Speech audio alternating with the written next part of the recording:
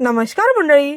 जेव्हा भूक लागते आणि काहीतरी झटपट पण चटपटीत खायची इच्छा होते तेव्हा इप्पी नूडल्स हाच बेस्ट ऑप्शन असतो.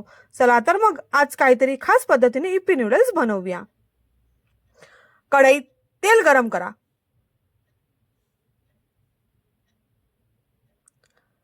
त्यात टाका लसूण, जिरे, मोहरी तळतळली की कांदा, हिरवी मिरची परतून घ्या.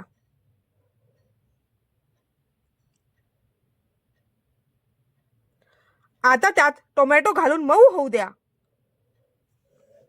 मग चवीनुसार मीठ, किंचित हळद, लाल तिखट, धने जिरे पूड व इप्पीचा मॅजिक मसाला, याच मसाल्यामुळे येते खरी चव. यात आता पुरेसं पाणी टाकून त्याला मस्त उकळी येऊ द्या. उकळी आली की सोडा आपले इप्पी नूडल्स.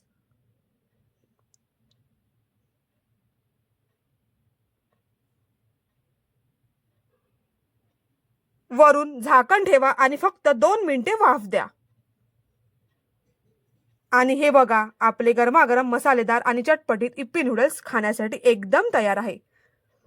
शेवटी थोडी ताजी कोथिंबीर भुरभुरा आणि आस्वाद घ्या. तुम्ही पण ही रेसिपी नक्की ट्राय करा. व्हिडिओ आवडल्यास लाईक, शेअर, सबस्क्राईब, फॉलो करायला विसरू नका. धन्यवाद.